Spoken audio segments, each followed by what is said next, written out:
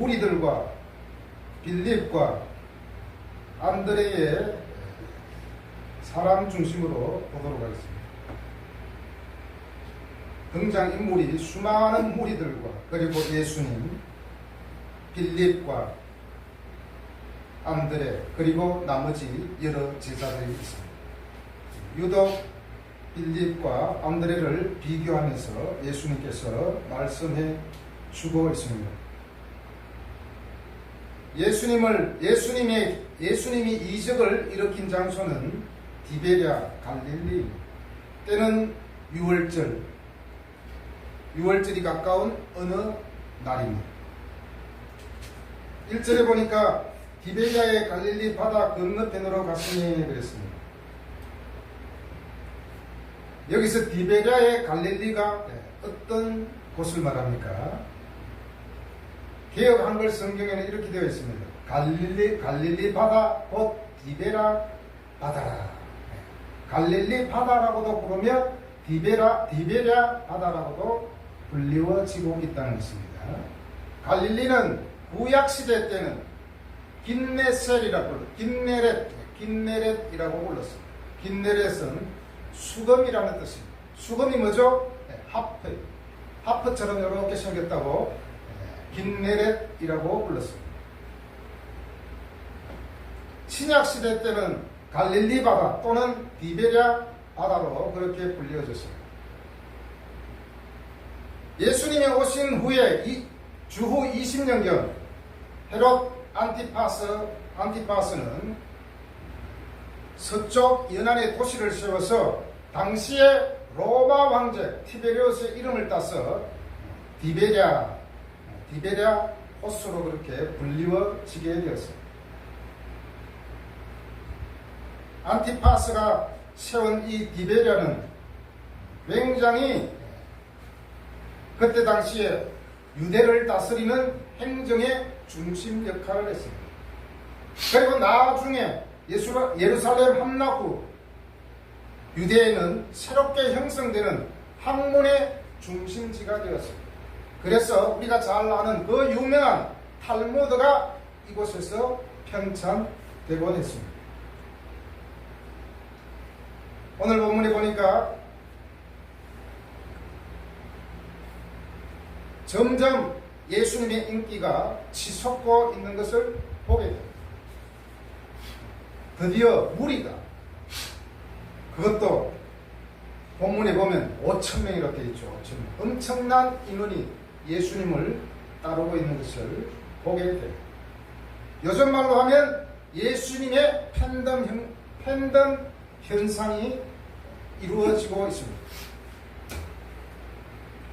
2절에 보니까 큰 무리가 따른다라고 하면서 그 뒤에 뭐라고 되어 있습니까? 병자들에게 행하시는 표적을 보았습니다. 병자들에게 행하시는 표적을 보았으므로 큰 무리가 따랐다라고 말씀드릴 수가 있습니다. 자, 여기서 예수님을 따랐다 그리고 보다, 이것은 계속적으로 지속적으로 따르고 있다는 것입니다. 계속해서 예수님을 주시하고 따라다니는 무리들이 점점 많아졌습니다. 마침 또 6월절 명절이 가까워졌기 때문에 엄청나게 사람들이 많았습니다. 예수님을 따랐던 무리들은 왜 예수님을 따랐을까요? 예수님이 행하시는 표적을 보고 따랐습니다. 예수님을 따랐던 무리들은 구원 때문에 따르지 않았습니다. 진리 때문에 예수님을 따른 것이 아닙니다. 어떤 면에서는 그들은 예수님이 어떤 기적을 베풀 것인가, 또 호기심과 관심으로 따라다녔다는 것입니다. 우리가 요한복음 앞에 보면 니고데모와 사마리아 여인이 나옵니다. 이들은 공통점으로 어떤 면이 있습니까? 영적으로 갈급하다. 니고데모는 고위직에 있는 사람이고 사마리아 여인은 아주 천한 사람 중에 한 사람이었습니다. 그러나 두 사람에게 공통적으로 영적 결핍을 느꼈다는 것입니다. 이런 것을 보면은 돈이 많든지 높은 사람이든지 낮은 사람이든지 누구나 다 사람이라 영적 결핍을 느낄 수가 있습니다. 못 느낀다면 문제겠죠. 그런데 예수님을 따르던 많은 무리들은 영적인 결핍으로 모여드는 것이 아니라 예수님에 대한 호기심과 이적을 보기 위해서 모여들었다는 것입니다. 무리들은 예수님의 말씀에는 전혀 관심이 없었습니다. 예수님을 예배하는 데는 전혀 관심이 없다는 것입니다. 그리고 예수님의 메시아 되심과 그를 통한 구원에는 별다른 의식이 없었습니다. 요즘에도 많은 사람들 중에 교회에 그냥 행사 때문에 다른 이유 때문에 오고 가는 사람들이 많이 있다는 것입니다. 물론 우리 교회는 그런 분이 없지만은 엄청 큰 교회 가면 섞여서 그런 사람들이 꼭 있겠죠. 그래서 어떤 부평에 있는 큰 교회 어떤 분이 야 그래도 네가 성공하려면은 이렇게 많은 사람이 있는 교회에 다녀야 네가 성공하지 않겠니? 왜냐? 인맥이 쌓이기 때문에. 그 말은 잘못된 말. 그래서 그 아들이 이렇게 말했어요. 아빠, 나는 내 친구가 다니는 작은 교회 갈 거예요. 그렇게 말을 했답니다. 참 나쁜 마음이죠. 큰 교회 가면 인맥도 쌓이고 여러 가지로 이득이 있기 때문에 간다라는 것은 굉장히 마치 예수님을 따르는 많은 무리들과 똑같은 생각을 하고 있다는 거죠. 진리와 말씀과 구원에는 관심이 없는 그런 교인들이 얼마나 많이 있는지 모릅니다. 그러나 예수님은 표적을 일으키시는 그 이유는 예수님께서 메시아이심을 나타내시기 위한 것이었습니다. 그리고 사람들에게 예수님께서 하나님의 아들 되심을 믿게 하고 그를 통하여 구원을 얻도록 하는 수단이지 절대로 표적 그 자체가 목적은 아니었습니다. 이제 수많은 무리들이 예수님께로 다가왔습니다. 이때 예수님은 5절에서 빌립에게 말씀합니다. 우리가 어디서 떡을 싸서 이 사람들을 먹이겠느냐. 여기서 어디서라는 말은 어떻게로 바꿀 필요가 있습니다. 어디서라기보다도 어떻게 떡을 싸서 이 많은 사람들에게 먹일 수 있겠느냐. 예수님은 다른 제자들도 많은데 왜 하필이면 빌립에게 이 말씀을 하셨습니까? 6절에서 말씀해주고 있죠. 빌립을 시험하고자 말씀하셨다고 되어 있습니다. 자, 그렇다면 빌립은 도대체 어떤 사람이길래 예수님께서 빌립을 시험합니까? 7절에 보면 7절 한번 같이 읽어보겠습니다. 시작. 빌립이 대답하되 각 사람으로 조금씩 받게 할지라도 입에 배가 여에 떡이 부족하리이다. 빌립은 이 말에 보면은 굉장히 합리적이고 이성적인 사고를 가진 소유자라는 것을 알 수 있습니다. 그는 떡을 어떻게 구할 것인가에 몰두해 있었습니다. 가능한 경제적 부담을 최소한으로 줄이려 했을 것입니다. 또한 그는 민첩하게 행동해서 제자들의 부담을 줄이고 무리들에게 적당한 양의 음식을 제공하는 범위에서 계산을 뽑았을 것입니다. 200이 뭐죠? 200은 숫자죠. 숫자. 빌립은 굉장히 숫자에 민감한 사람이었습니다. 빌립은 요즘 같으면 대학교 이과에 어울리는 그런 사람이라 할 수 있습니다. 반면에 빌립은 믿음이 연약했습니다.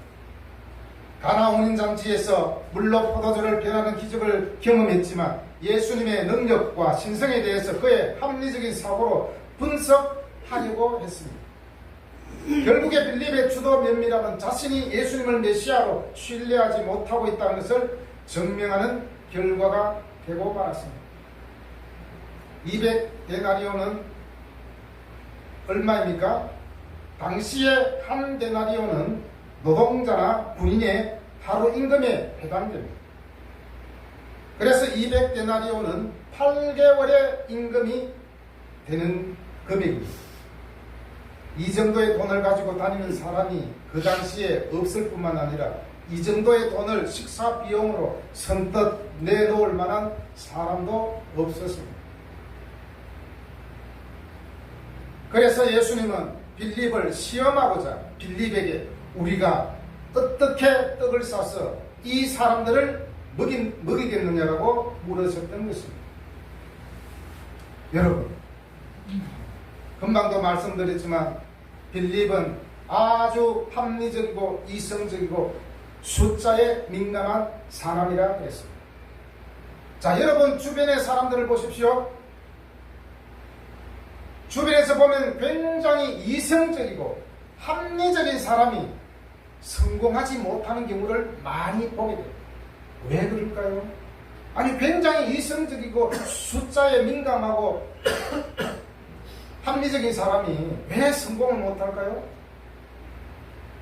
이유는 이것 때문에 맨날 이것저것 다 제고하다 보니 진척이 없기 때문에 이래서 나는 할 수 없어. 나는 이러한 이유 때문에 못해. 굉장히 들어보면 이성적이고 합리적이고 굉장히 맞는 말이에요. 그런데 제대로 되지 않는다는 것입니다.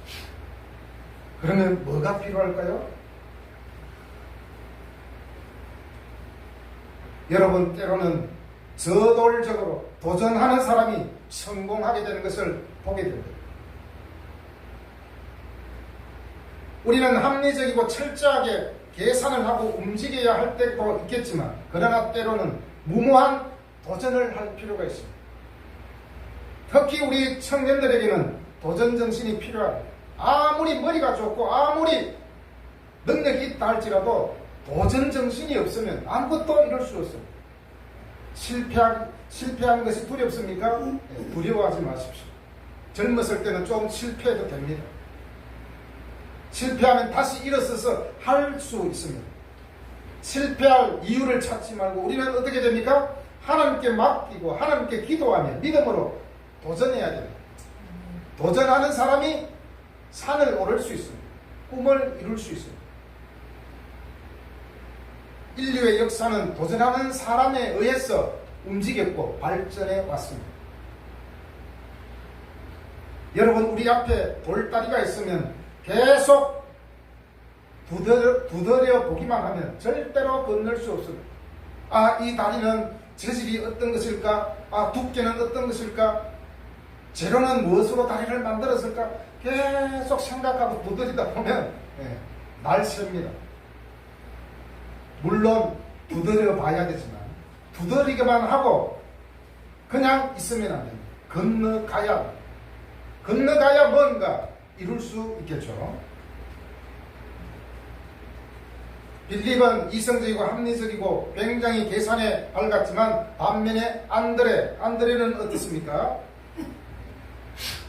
9절 같이 읽어보겠습니다. 시작. 여기 하나님과 있어 우리 땅에서 그의 동아리를 다투고 있나이다. 그것이 하나님에게 얼마나 되겠사옵나이까. 합리주의적인 신앙인 빌립과 반대로 예수님의 이적적인 능력을 의뢰하는 신앙적인 모습을 안드레에게서 볼 수 있습니다. 안드레는 시몬 베드로의 동생입니다. 그는 예수님을 처음 만난 제자 중 한 사람으로서 세례 요한의 제자였습니다. 안드레는 예수가 메시아이심을 가장 먼저 경험한 사람입니다. 안드레는 매우 적극적인 사람입니다. 그리고 긍정적인 인물입니다. 그는 절망적인 상황에서 매우 재빠르게 움직입니다. 금방 우리가 읽은 것처럼 어떤 아이가 보리떡 5개와 물고기 2마리를 가지고 왔습니다. 그러면서 예수님께 의뢰했습니다. 예수님, 저 아이가 보리떡 5개와 물고기 2마리를 가져왔는데요. 아까 무리가 몇 명이라고 그랬습니까? 5,000명. 옛날에는 사람을 세울 때 남자 성인만 세었어요. 그렇다면 어린이, 여자 포함하면 엄청 더 많았겠죠. 그런데 이 안드레는 말도 안 되게 예수님, 저 아이가 보리떡 5덩어리와 물고기 2마리를 가져왔는데요. 이 말 한 자체도 참 이상하잖아요. 그런데 그는 그 마음속에 내가 저 아이가 갖고 있는 것을 말하면은 예수님은 분명히 어떤 조치를 취하실 거야. 그런 기대감이 있었다는 것입니다. 안드레가 매우 재빠르게 움직였다는 것은 지혜롭게 움직였다는 것입니다. 지혜롭다는 것은 다른 말로 말하면 뭐죠? 다른 말로 하면 눈치가 빠르다. 예수님이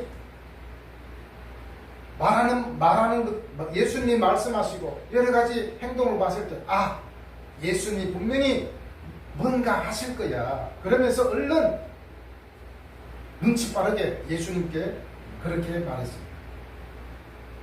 그것이 이 많은 사람에게 얼마나 되게 삼나이까. 이 말은 빌립보보다는 비합리적이며 비계산적이긴 하지만 절망적이지 않는 그의 믿음과 행동은 결국 큰 표적을 낳게 하는 계기가 되었습니다.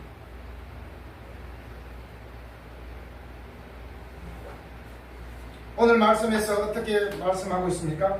예수께서는 보잘것없는 보리떡 5개와 물고기 2마리로 5,000명을 먹이시고 원하는 대로 배불리 먹고 남게 하셨다라고 말씀합니다. 예수님의 기적은 이성을 능가합니다. 예수님의 기적은 합리적인 사고를 뛰어넘습니다. 여러분, 신앙은 이성과 합리적인 사고를 뛰어넘는 것이 신앙입니다. 역사적으로 위대한 크리스찬을 말할 때 어떻게 말합니까? 그는 하나님의 사람이었다. 그는 기도의 사람이었다. 이렇게 말합니다. 하나님의 사람, 기도의 사람이었다는 것은 바로 믿음의 사람이었다는 것입니다. 굉장히 이성적이고 계산적이고 그런 사람이 아니라 믿음의 사람이었다. 믿음의 사람은 빌립처럼 항상 이성적이고 합리적이고 숫자에 민감하며 하나님 말씀에 순종하지 못하는 그런 사람이 아니라 도저히 이성적으로 상식적으로 안 되는 것은 하나님을 신뢰합니다. 그리고 어떻게 합니까? 하나님이 그 일을 하시도록 우리는 맡겨야 합니다. 할까 말까 될까 말까 계산기만 두드리는 그런 크리스천이 아니라 하나님 말씀을 신뢰하고 믿음으로 순종하는 여러분이 되시기를 바랍니다. 맨날 할까 말까 될까 말까 계속 계산만 두드리다 인생 다 가게 됩니다. 때로는 무모한 도전이 필요합니다. 믿음으로 무모한 순종이 때로는 필요합니다. 예수님께서 하찮은 것을 가볍게 여기지 않으시고 그것을 토대로 큰 이적을 베푸셨습니다. 여기서 우리는 예수님께서 무한한 공급자이시며 생명의 떡과 결부되어 생명의 수여자임을 알 수 있습니다. 14절에서 무리들은 자신들을 배부르게 먹여준 예수가 바로 오시기로 약속된 선지자라고 환호하였습니다. 오병이어의 사건은 무리들로 하여금 예수를 그 선지자로 인식하도록 만들었습니다.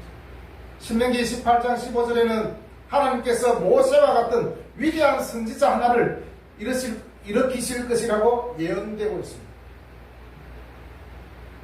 그 선지자는 위대한 영도자인 모세의 버금가는 인물로서 하나님께서 이스라엘 백성들에게 모세의 후계자로 약속하신 분입니다. 바로 그분이 예수 그리스도입니다. 여러분, 우리는 말씀 없이 믿음 없이 따르는 무리로 예수님을 따르겠습니까? 진리 때문에, 구원 때문에, 생명 때문에 교회 나오고 하나님을 믿는 것이 아니라 단지 무리에 섞여서 내가 좀 교회를 통해서 뭔가 위안이 되지 않을까. 어떤 사람들은 인맥을 쌓기 위해서 그렇게 교회 나가는 것이 아니라 정말 하나님의 말씀을 진리로 받아들이고 내가 주님 앞에 내가 주님을 예배자로 섬기며 그런 마음으로 온다면 바로 이것이 천국이고 바로 이것이 하나님을 예배하는 복된 자리가 아니겠습니까? 여러분, 안드레처럼 지혜롭고 믿음으로 하나님을 기대하고 신뢰하고 순종하고 행동하는 하나님의 사람이 되시기를 바랍니다.